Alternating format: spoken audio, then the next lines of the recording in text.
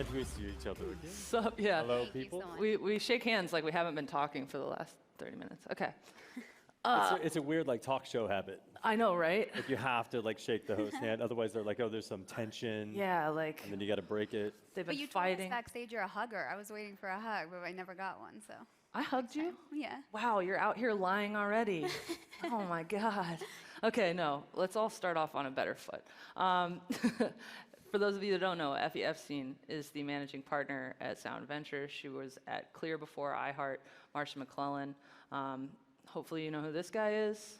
Ashton Kutcher is an angel investor, A-Grade Investments, founder of Sound Ventures with investments in Bird, Acorns, Lemonade, Robinhood, and the list goes on.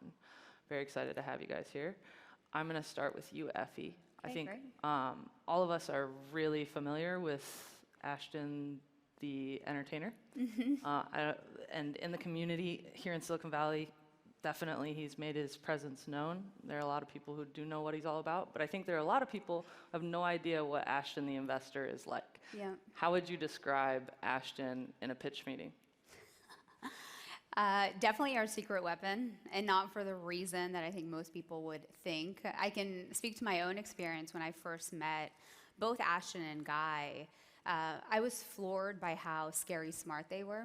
I think where they are both excellent is taking away all the noise around, and they have a bullshit meter that's higher than I've ever seen. And so that's something that's super valuable for us as investors, of course, but scary smart, analytical, able to piece signals together from the market. And for me in my career, I've been completely industry agnostic. I've always followed the people, and that's exactly what we're doing here. So first of all, working with them, and then backing great entrepreneurs. You said signals from the market, and I know that you guys have a little bit of a flexible investment strategy, got your ear to the ground. Yeah. What signals is the market sending now to either? So I think like generally as a firm, we try to stay as agile as we can. I think a lot of firms have a tendency to set up variable guardrails around the things that they invest in and when they invest and how they invest and what stage they invest and everything else. And I think for us to be agile and opportunistic is really important, because I think in general, the next great idea is going to be in a sector that you can't lay out in a PowerPoint presentation to your LPs or even to your team, because generally the sector becomes created by the next great company that's going to come along. So, to me, that question sort of falls into the trappings of what is X, right? And to know what X is before you see X as an investor is often really hard, right? Like, because I don't think you could anticipate the changes Airbnb created in the travel and leisure area. I don't think you could have anticipated that there was going to be a great disruption in transportation when the great disruption in transportation came. And so I think the biggest thing that we try to do as a firm is stay open to the notion that the next great change isn't going to fall perfectly into a PowerPoint. We're seeing a pretty big burst of companies around D2C space where people are coming up with some product that's a little fudgy and been around forever and trying to rely completely on brand as a differentiation going to market and direct to consumer. Like a lot of those companies are going to stumble because there's an assumption that they have some advantage just because they know how to engineer Instagram, and suddenly they're going to win because of that. But there are some companies in that space that actually do have a market wedge and some ability to actually create consumer traction that will ultimately deliver a cohort that sticks around for a while, and probably some network effects that they can create inside of that. So that's one space in particular that we're seeing a lot of advances in. Yeah. I think generally, Sound takes a very broad market approach, and we tend to look for the intangibles. And for us, some of those are what's scary to people, what's a little bit uncomfortable to think about as an idea or to have a conversation around. How does constraint breed creativity? That's something that we look at a lot. Where's the talent going? That's been, a core part of our strategy now for years, is looking where people are going in terms of industry sectors, companies. And so for us as a firm, we'll never be industry or sector specific. It'll always be a broad market approach based on these intangibles.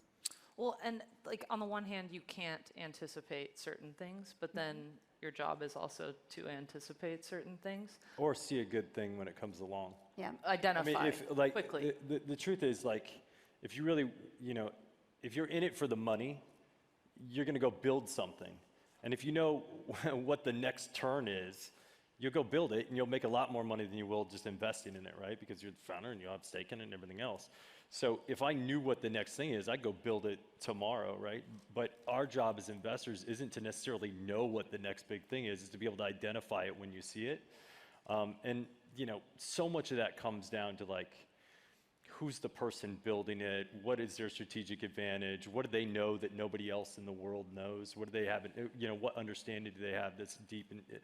So, yeah, we can look out and go, okay, so if you think that companies that are building technology platforms and have a robust database, if you think that they deserve a 20x multiple relative to companies that don't have that historically over the last 10 years, you can look at a company that has some AI capabilities and probably deserves a 100x multiple if they actually have the appropriate data to run their training sets against. So I could look at AI and I could go, yeah, AI is the next big thing. Well, okay, great. There's every person that sits down with you is like, well, we're building AI and then once you start unpacking it, you go, that's actually not AI. You just are running an algorithm on a database. Like, Right. Yeah. Have you ever, like, you're talking about, if I know what the next big thing is, I just go out and build it. Like, there's a contagion of Silicon Valley where you see people building things, becoming successful, and people want to do that. And you're around it all the time. Do you ever catch the bug a little bit and want to build something, be an entrepreneur? Yeah. That's a yes. Yes. Of course you do, and then you have to it's hard to run the same rigor against your own ideas as you can run against somebody else's idea. Like, it's a lot easier to be a judge on American Idol than to stand up and sing in front of everybody. So running the same rigorous process against your own ideas and what you should build is really hard to do. And so I think when we have those bright ideas that we think about building, like, the first person I'm going to go to is Effie and go, all right, Effie, tell me what's wrong with this and tell me why we shouldn't build this. And I think that keeps you from building a lot of things that maybe you shouldn't build. Okay. So let's talk geography a little bit. I know you grew up in Iowa. You were born in Israel? In Israel, that's right. Yeah. So outside of the big three, LA, San Francisco, New York, what is the most promising market? Yeah, for us, from a pipeline perspective, what's interesting is we've seen some of the usual suspects been in our pipeline for a long time. Boston is a great feeder. Robotics. Austin has really been ticking up for us. We have a couple of companies out of Miami. That's been a ticking market as well. We're in Nashville next week judging a WeWork Creator Awards competition, a pitch competition.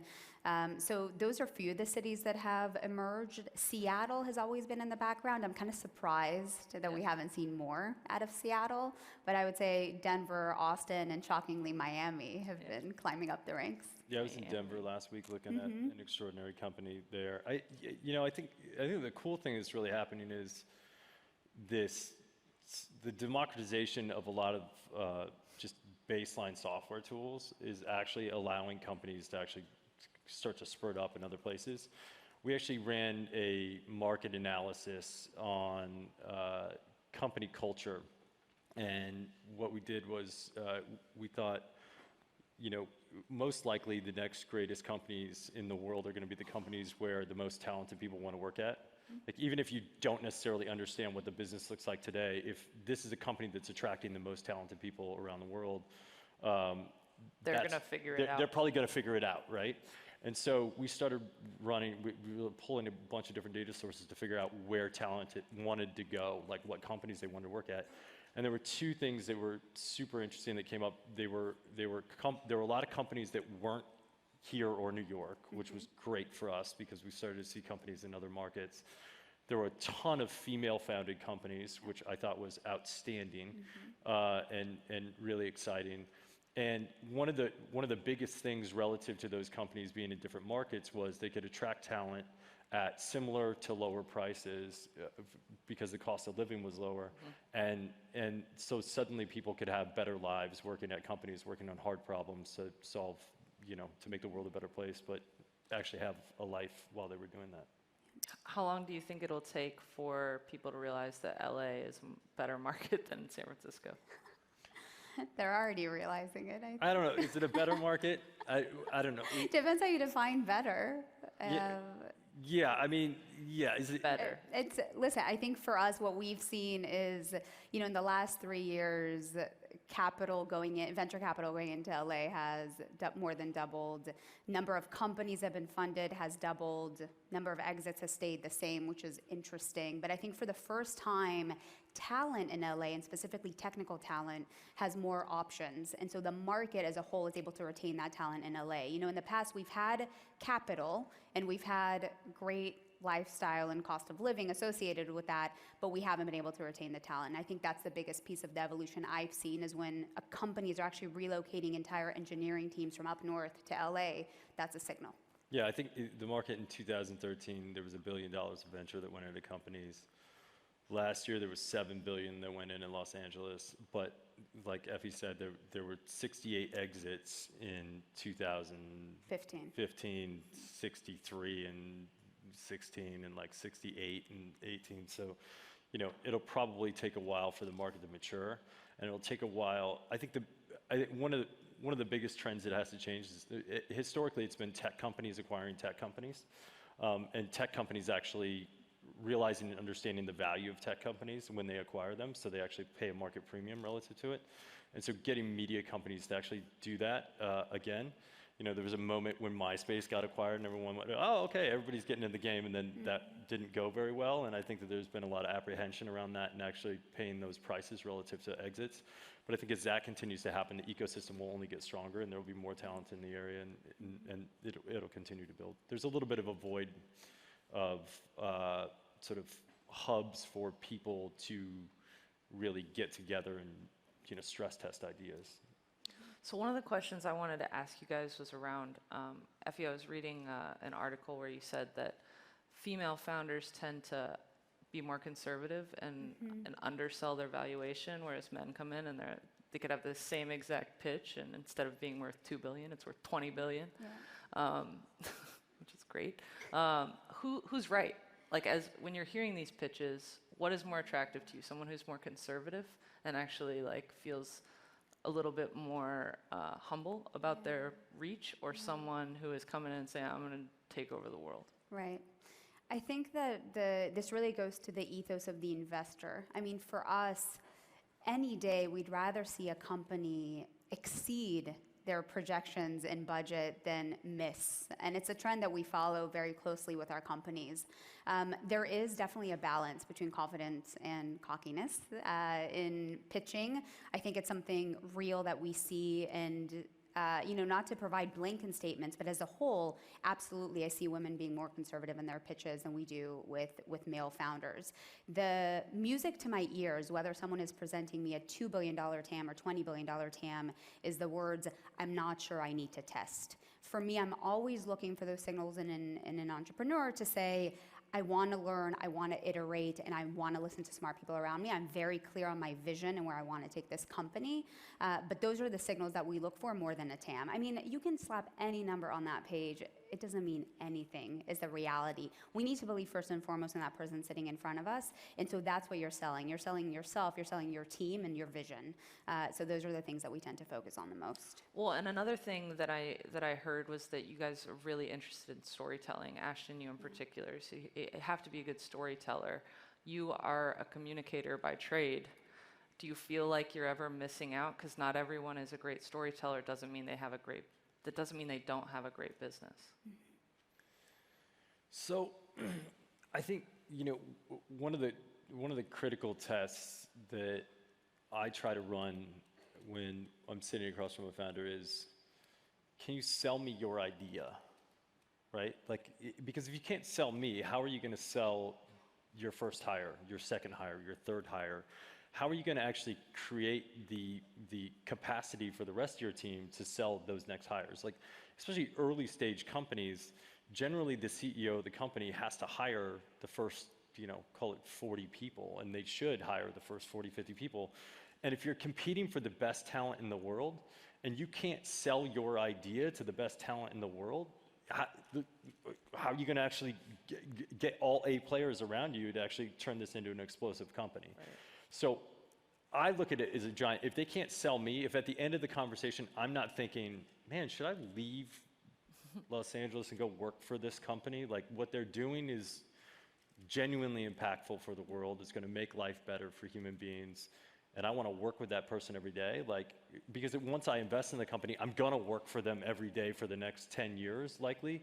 So if you can't sell me to work for you, basically, then how are you going to sell your first 50 employees, right? And then on the other side, it's also sort of a job interview. Do I want to hire that person? Like, and so you're sort of playing those two games in your mind where you're going, would I hire this person, and do I want to work for this person? Because at the end of the day, that's what you're going to end up doing if you invest. So right. I think that storytelling piece it has to happen. And then you can refine it and make it better and improve it and figure out how to communicate to a consumer over time. But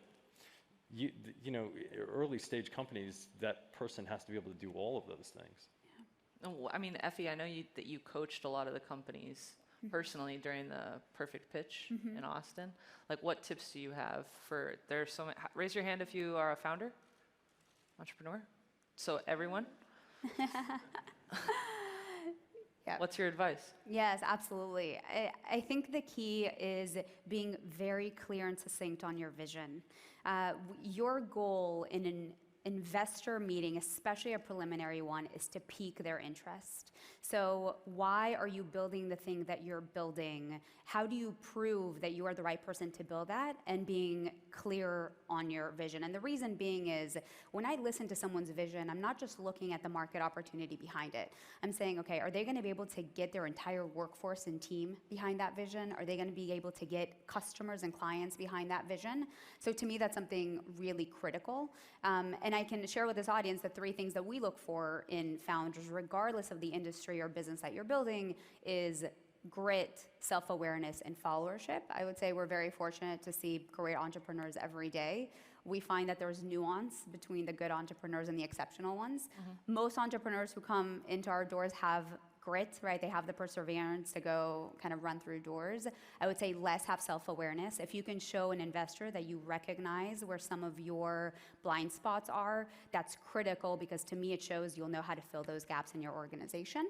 And then lastly is followership, so being able to attract and retain people who are smarter, better, and sometimes more seasoned or senior than you. So to me, that's a huge part of the story. So pique their interest about the vision, be clear, but also explain why you're the right person to run this company. Okay, we're going to switch gears just a touch. Ashton, you have been in Hollywood for a really long time and now become very embedded here in Silicon Valley, which gives you an interesting vantage point when it comes to the Me Too movement. I'm just curious about your perspective, given that you've been in both worlds.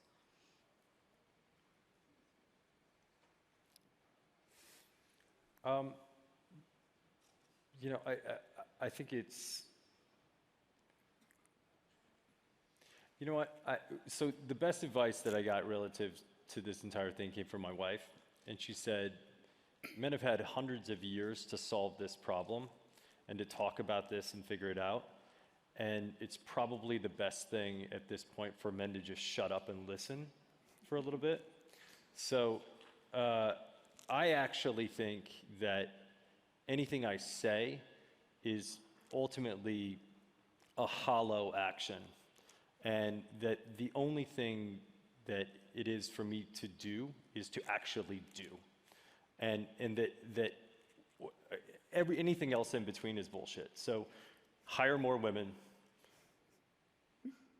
get busy making sure that there's equal pay within organizations, make sure that the companies that we invest in are thinking about this problem on day one, and continue to tell stories about the extraordinary women in history and in the world and going forward. I think like that's my baseline of what needs to be done. And so in doing so, it's incumbent upon me to have my investment fund be 50% women, to increase the number of companies that we fund that are female founded. It's incumbent upon me to make sure that my foundation's already 80% women, and every position in the C-suite is all women. My media company is over 50%, I think it's like 70% women, and all the people in the C-suites are women in my media company. And now I'm going to shut up, and I'll hand it to Effie to actually like say what needs to be, what else could be done. And your fund is, right now, of female founders, is it 30%? Is that what? That's right. So over the last 18 months, 30% of the companies that we funded have been female founders. But I think it's important to emphasize these are phenomenal businesses, ones that we see as 100x opportunities, and they happen to be founded by women. Right. We don't need to, in any way, change our investment strategy. We just need to open up our pipeline so we see those opportunities, because they're there. Awesome. Let's talk about Twitter for a second. You were the first Ashton to reach 1 million followers on Twitter. There was a time when you were interested in investing in them. For a brief period, you left Twitter. Now you're back. If you were on the board, let's say you had... I never left Twitter. After the Paterno tweet? Oh, no. I actually just started like asking somebody next to me, like, you Read think this is okay to tweet? Yeah, like, just like not assume. Well, I think that was like a specific inflection point where there were so many media companies that were following people's Twitter that it no longer became a private conversation. Everything was public. So if you made a mistake, you were screwed. You were publicly lambasted. And so at that point, I was like, well, before I tweet something, I'm just going to say that, hey, what do you think of this to whoever's next to me? Okay, so to correct. Yes. Further filtered your Further Twitter. filtered, exactly. But let's say that you had made the investment in Twitter and you were on the board. What would you be telling Jack right now?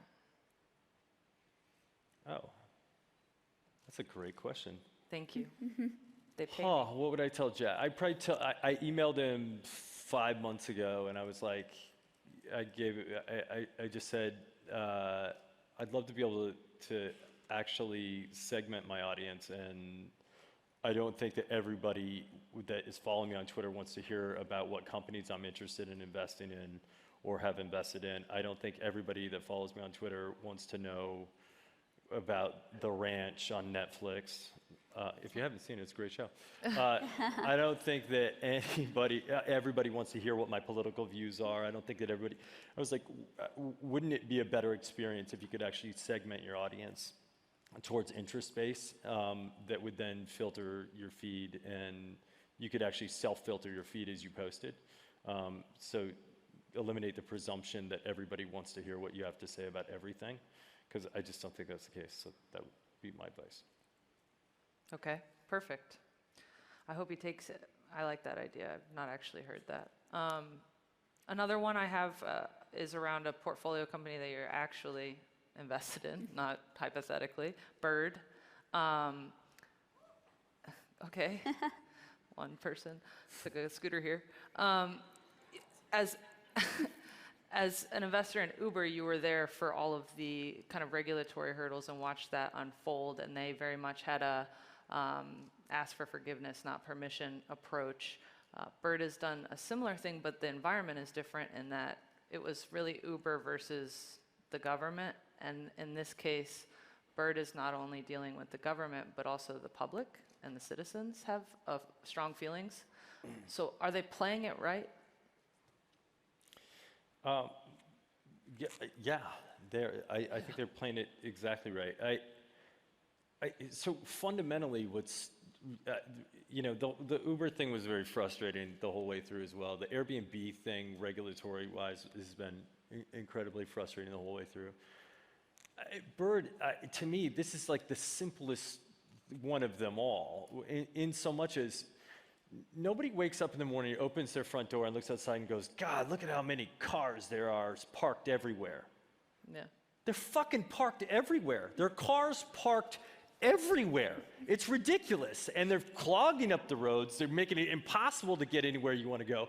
But boy, do we open up the door and go, man, there are just scooters all over the place. And you're like, hold on, wait a second. This is just a version to change, right? And suddenly we go, all right, we have to regulate the hell out of this because people are complaining about there being scooters. But nobody's complaining about the fact that there are cars everywhere. And if you think about like a pure square foot perspective of how much space a scooter takes up relative to a car, this is absurd, right? And fine, I understand, like maybe we can find appropriate parking places for these things and everything else. But the regulatory function on this, like if you're like in any position that you're looking at this and thinking about it, open up your door and look at how many cars are outside. And you're just used to it, right? This is just something you're not used to. And so there's certainly ways that we can get places where these things can be parked that people are comfortable with and everything else. But boy, it's just a better world if this takes off and works. Like from an energy consumption level, it's going to be a much better world. From an emissions perspective, it's going to be a better world. And from a people just getting where they need to go, it's just going to be a better world if we actually pull this off. So, you know, I can advocate all of this for Bird, and I can advocate for all of this for every scooter company. Let the battle be between these companies, but don't make the battle about like suppressing the freedom of your citizens or suppressing the ability for us to actually make the world a better place where people can get where we want to go. Like that's not serving anyone. So that's my message to regulators. Ooh, boom, mic drop. If only it wasn't strapped to your face. I am cutting into your break, but I have one more question. So. You came from the world of entertainment to be a VC and have definitely proven yourself. There's so many celebrities, NBA players, athletes, people who have made their money in the entertainment world and now want to come be a part of the new gold rush in Silicon Valley. What advice do you have for those people as someone who's done it? You know, so there are a lot of, you know, wannabe entrepreneurs that are trying to build companies, and there are just as many wannabe investors that are trying to become investors. And so I don't really have that much advice for those folks other than like, if you want to have a job, you got to do the work. And it really comes down to a function of, I mean, I was at TechCrunch 50 a decade ago, and have probably been in the Valley, and I've probably in the course of the last 10 years, I can't even imagine how many pitch decks and companies I've looked at and founders that I've worked with. That, like, I've been to every YC demo day every 6 months for the last 10 years. You can't build pattern recognition by looking at something 10 times. And if you're an investor, the one point of leverage you really have is building pattern recognition and being able to see what does a great entrepreneur look like, what's a differentiated idea, what's the defensibility of this company, what are the moats that they're creating over time, where's their expertise, are they going to get people to rally around them, like how are they creating efficiencies in the marketplace, what does the competitive landscape look like all of those things. You know, you can see a great idea and be like, wow, that's a great idea, and you seem like a really good person, but if you don't have an understanding of what a competitive landscape looks like, you can be gobbled up in like a minute, and all of a sudden your cash is out the door. So the bottom line, it's just like anything else. Like, if you want to have a job, you got to do the work, and it takes time and a ton of mistakes, and you know, the truth is, the value I've added as a celebrity investor compared to the value I've added as an investor, I don't even think that they're on the same map. Like, and so my only recommendation to people is like, if you want to do it, you got to do the work, and you're going to lose money most of the time, and occasionally you'll find something that's unbelievable, and you might be able to make money. All right, thank you guys. I really appreciate it. Yeah. I could stay, but they'd yell at me. Thanks so much, man. Thanks.